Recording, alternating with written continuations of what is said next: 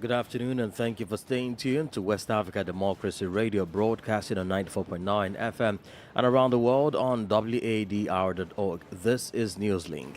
Here are the top stories. Burkinabe government confirms the arrest of soldiers involved in a failed coup attempt. A coup beget another, and because there is always going to be distrust within the army, disloyalty within the army, and then you have to perpetually do what I call regime protection. MINUSMA completes Senegalese contingent withdrawal from Mali as it repatriates 116 personnel to Dakar. Ghana to reap $6.6 billion annually from a lithium mining venture with an Australian firm promising thousands of jobs. And Nigerian educators arrive in Liberia to bolster secondary school education. Stay with us for details of these stories and more. Here is a more edit with NEWSLINK. Many thanks for joining us and a warm welcome to our listeners in the Gambia, Ghana and in Liberia. Now let's begin with the report from the Burkinabe government confirming that it failed a coup attempt during the night from Tuesday to Wednesday and announced the arrest of the soldiers involved in the mission. Minister of Communications and spokesperson for the Burkinabe government, Jean-Emmanuel Ouedraogo, in a press release said at present officers and other alleged actors involved in the attempt at destabilizing the nation have been arrested and others actively sought. Tawfiq Abdul Nasser has the details. The Minister of Communication, Ouedraogo, also indicated that while waiting for the military prosecutor to provide more details on this plot, the government deeply regrets that Burkinabe, moreover, officers whose oath is to defend the homeland have gone astray in the enterprise of such a nature which aims to hinder the march of the Burkinabe people for their sovereignty and their total liberation from the terrorist hordes which attempt to enslave them. The government spokesperson is urging the population to remain vigilant in the face of cleverly maintained amalgams, particularly on social networks, tending to implicate certain personalities, including the Chief of General Staff of the Armed Forces and the Ambassador of Burkina Faso to Ghana. He specified that the ongoing investigations would make it possible to unmask the investigators of this plot. During the night from Tuesday to Wednesday, demonstrations were organized in reaction to rumors which have circulated in recent days concerning a new coup d'etat against the transitional government. Earlier on Wednesday, the Burkinabe president of the transition, Captain Ibrahim Traoré, welcomed on X the mobilization of Burkinabe during the night of Tuesday to denounce any protest of a new purge in the country. Tawfiq Abdul Nasser filed that report. Now to some updates on MINUSMA's withdrawal from Mali. The United Nations mission in Mali has successfully completed the withdrawal of its Senegalese contingent, with all 116 personnel recently repatriated from Nopti to Dakar. In a press statement released on Wednesday, the UN mission specified that as part of its gradual disengagement plan, the repatriation of the 106 Senegalese peacekeepers was carried out from the Mopti camp on September 20. Abdullah Assad brings us the complete story. According to sources, since the commencement of the withdrawal process, a total of 97 staff officers, 2,583 troop contributing country members, 184 individual police officers, and 412 trained police unit members have been repatriated. The figures continue to mount as the withdrawal progresses.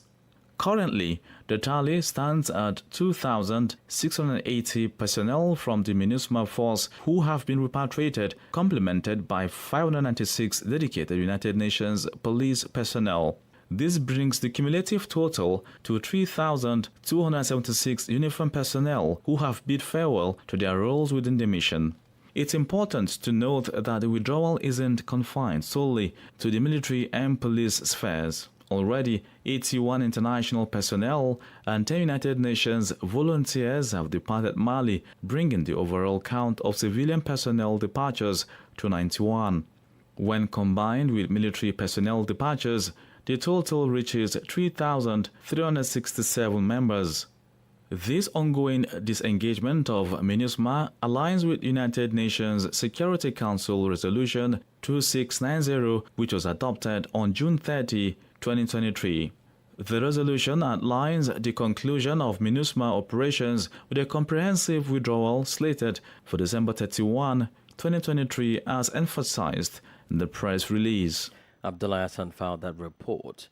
Now, the Nigerian Air Force says it conducted airstrikes on encampment that housed members of the proscribed Indigenous People of Biafra, IPOB, and its paramilitary arm, the Eastern Security Network, ESN. According to Gabriel Gabwet, the Air Force spokesman, in a statement released on Wednesday, multiple strikes were executed on Tuesday at separate locations in two eastern states. Ahead of the operation, Gabwet noted that the military had received intelligence about the planned disruption of civic activities across the southeast by these terrorist groups.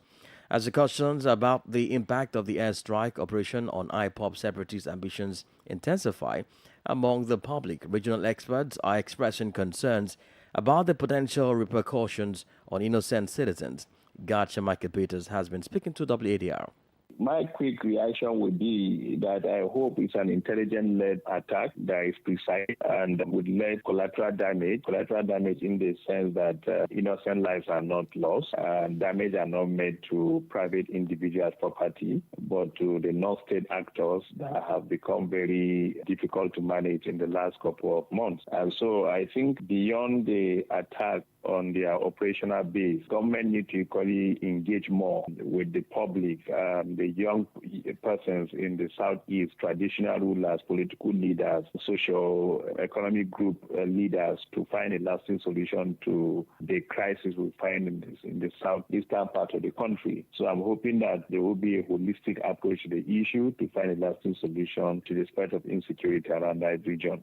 Right. So this operation, is it not adding to the already deteriorating security situation in the country? No, of course it is. It's not adding. The security situation has been there. It's just an ongoing situation. And I hope that whatever action the Nigerian state will take is an action that will help bring about peace and stability.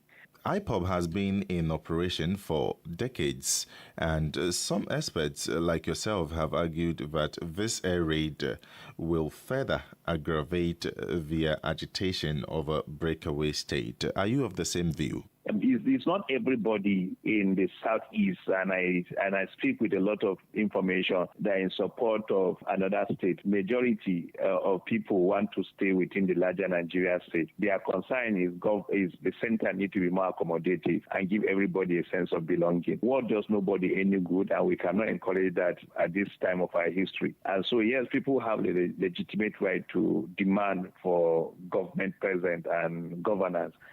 Shamaki Peters is the regional security and governance expert. More stories coming up on West Africa Democracy Radio. NEWSLINK continues.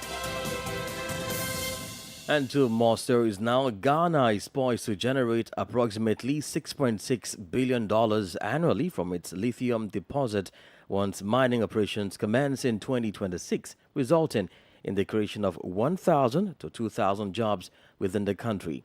The mining contract has been awarded to Atlantic Lithium Limited, an Australian company selected through the bidding process. From Accra, Tiwimbila Lawson report. In 2018, Ghana made a significant discovery of commercial quantities of lithium, a mineral ranked among the top most valuable in the world. Lithium finds its application in the production of batteries, heat-resistant glass, ceramics, and numerous other industries. Both lithium metal and its compounds have diverse uses, with lithium stearate, for example, being mixed with oils to create versatile and high-temperature lubricants. During the West Africa Mining Conference, Keith Muller, the CEO of Atlantic Lithium Limited, expressed the company's readiness to establish operations by 2026, emphasizing that Ghana stands to gain substantial benefits from this venture. The company will generate in excess of $6.6 billion over the life of mine. More than half of that will go to the benefit of Ghana in the forms of taxes, royalties, free carry interest, company salaries, contracts to the local community.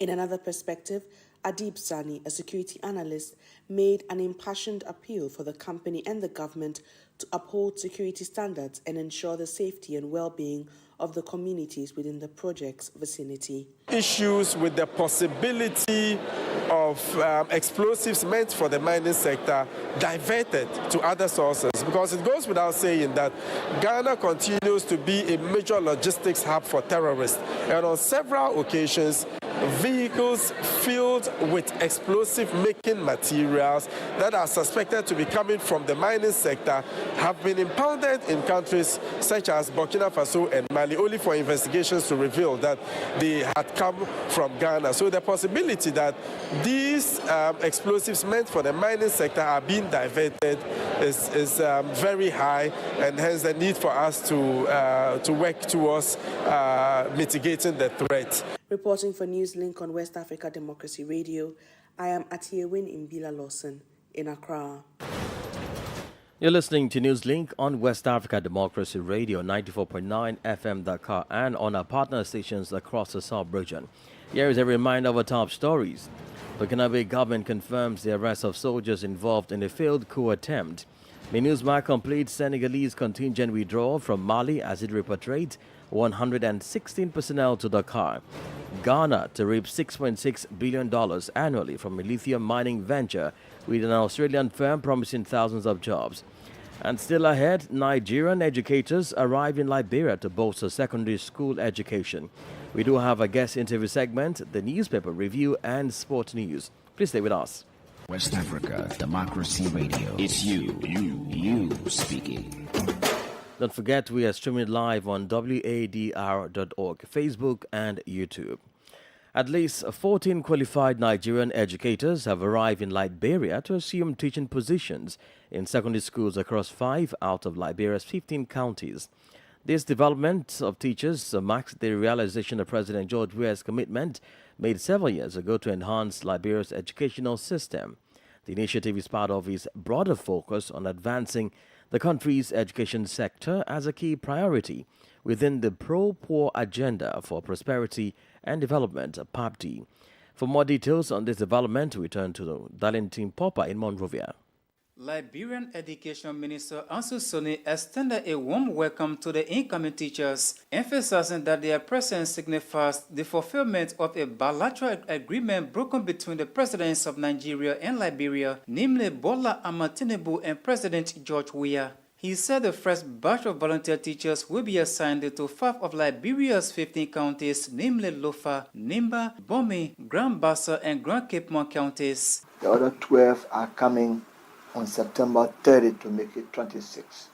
They are coming specifically to add to the teachers in senior high division of our country. And because the number is not yet large enough, we send them to only 5 counties for now. And we believe that before next year, we'll have sufficient for all the other places. The Nigerian government provides their compensation and whatever they're entitled to. On a positive note, one of the volunteer teachers, Adileke Roden Sukami, conveyed their unwavering commitment to the Liberian government and pledged to maintain a higher standard of professionalism in their roles. So on behalf of my colleagues, I'm also pledging again in Liberia that we are going to work very hard. We have not only come to teach, we have also come to learn.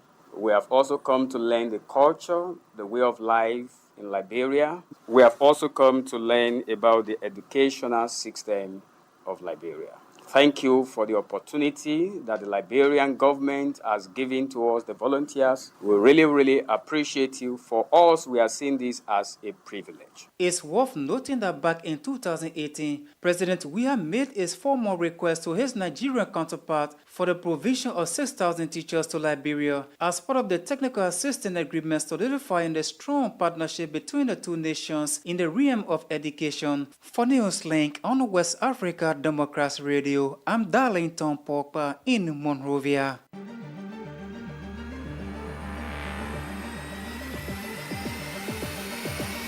This is the newspaper review.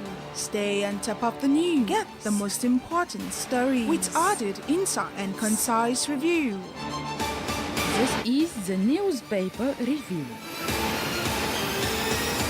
All right, we'll cross over now to Ghana as we join Atiewin Imbila Lawson for the newspaper review. Greetings from Accra, Ghana, and welcome to the newspaper review for today, Thursday, September 28, 2023. Let's start with the headlines in the Daily Graphic newspaper. The screaming headline, Scrap Article 71, it is unfair according to the Trade Union Congress. Then we have some banner headlines, 400 school children stranded as rainstorm rips off school roof, and then Ghana on course for European Union timber trade license. And finally, Chief Justice advocates financial independence of judiciary. So those are the headlines in the Daily Graphic newspaper. Let's move to the Daily Guide newspaper.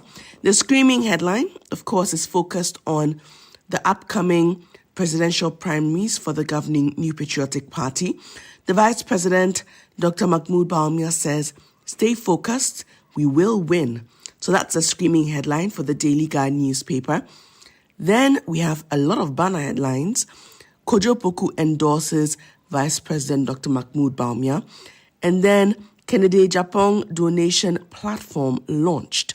That is the closest contender to Vice President Dr. Mahmoud Bawumia for the New Patriotic Party's presidential primaries. The final banner headline here, Mahama girl trolled over car bribe comment. And there's a picture there of a vehicle that was given to a number of Ghanaians and possibly party supporters for the opposition National Democratic Congress in some previous elections. So those are the headlines in the Daily Guide newspaper. Let's go to the Ghanaian Times newspaper. The screaming headline, Food and Drugs Authority to clamp down on media over promotion of unapproved medicines. So that's the screaming headlines. And these, of course, are part of measures to ensure public health safety. Sabana headlines, 38th National Farmers' Day to be held in the Western region. That will be in December.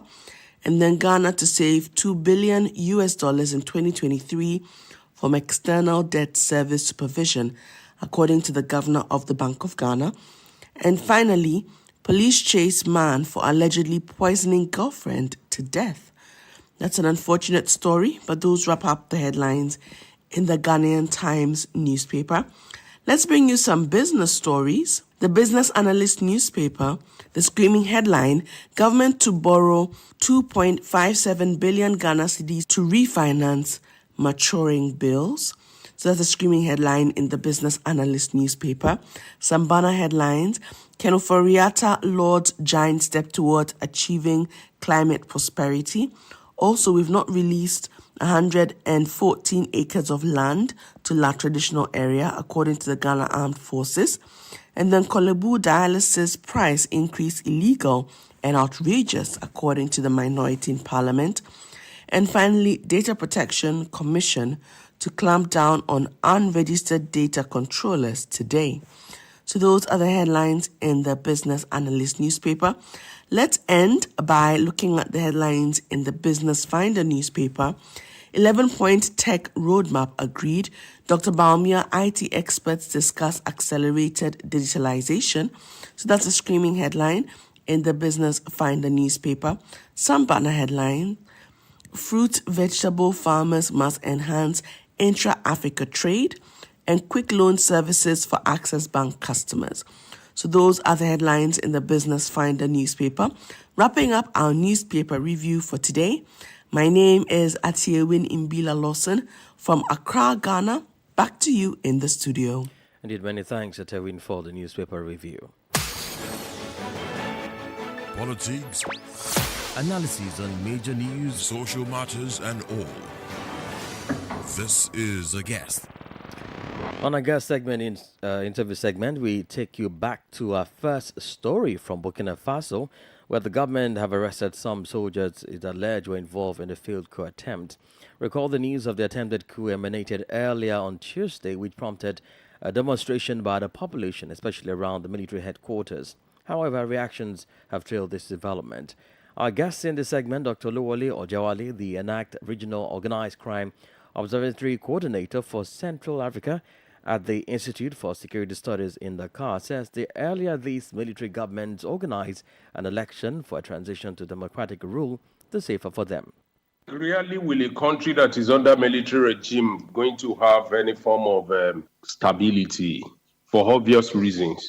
One is the fact that a coup begets another, and because there is always going to be distrust within the army, disloyalty within the army, and then you have to perpetually do what I call regime protection, in the sense that rather than really focusing on governance, the coup leaders, the military cabals, are rather going to be on the lookout for who wants to maybe break the hedge, who wants to manifest any form of disloyalty, or even take over the government from them.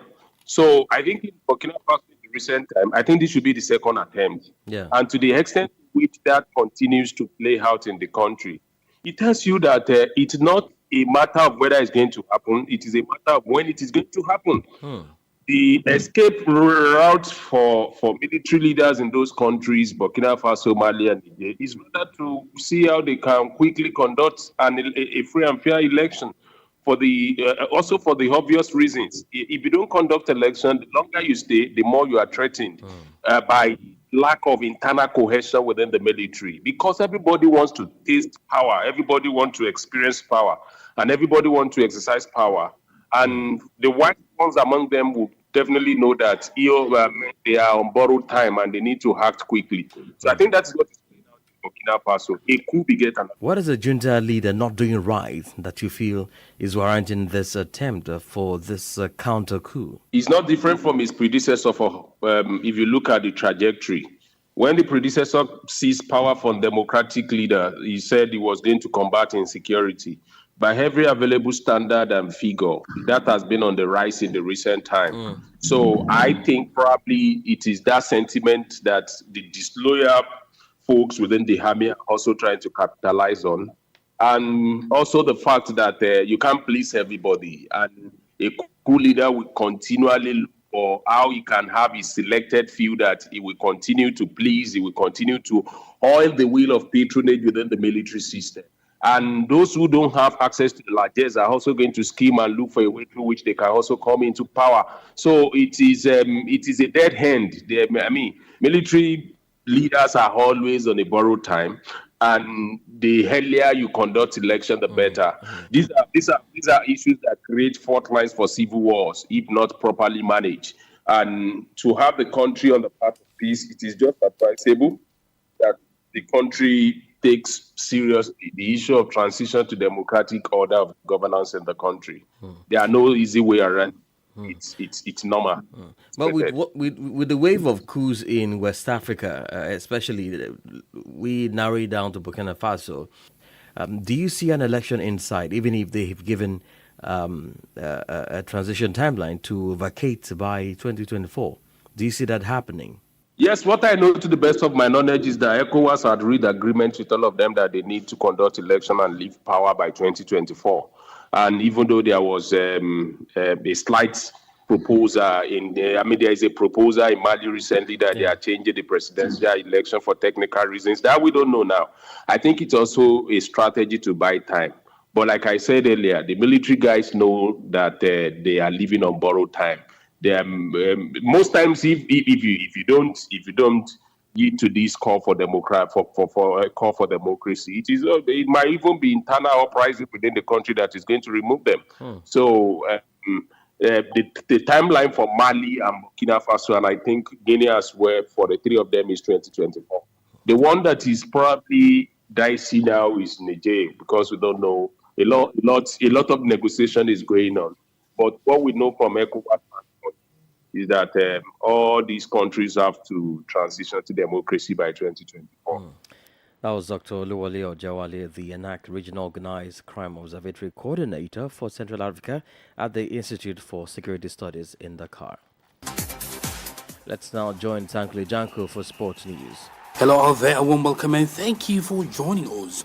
Morocco will host the 35th edition of the Africa Cup of Nations 2025. The CAF Executive Committee has announced. The decision was taken during the meeting of the CAF Executive Committee on Wednesday, according to CAF official website. This will be Morocco's second time hosting the event after previously staging the competition in 1988. Meanwhile, CAF also officially confirmed Tanzania, Uganda and Kenya as the joint hosts of the 2027 Africa Cup of Nations. AFCON returns to East Africa for the first time after 51 years since it was last staged in Ethiopia in 1976. This will be the 36th edition of the competition and will be the very first time it is hosted by 3 countries, CAF has reported. And Super Eagles forward Victor Osimhen scored for Napoli in their 4-1 Serie A match victory against Udinese on Wednesday evening. Despite an ongoing feud with the club, the Italian champions posted a video on TikTok seemingly mocking the Nigerian player following his penalty miss on Sunday. Another video was posted by the club about the forward, which is classified as a racial slur.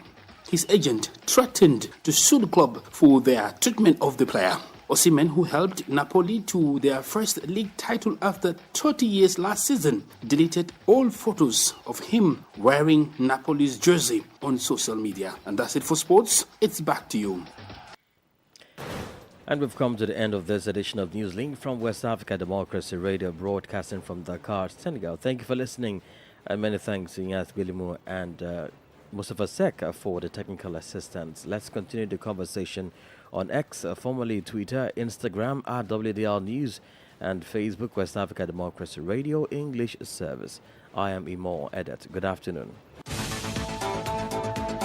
And many thanks to you for listening to NewsLink via Hot 104.3 FM, New Imi FM 94.0, and Veritas Radio 102.9 in Banjul, the Gambia. We also appreciate our listeners in Liberia via Alternative Youth Radio 98.9 FM, Lofa County. For you listening via Radio Pad 95.1 Damango, Savannah region, and on Royals FM 104.7 Wenchi, Ghana, we say a big thank you. Remember, West Africa Democracy Radio is all about you, your views, and your opinions.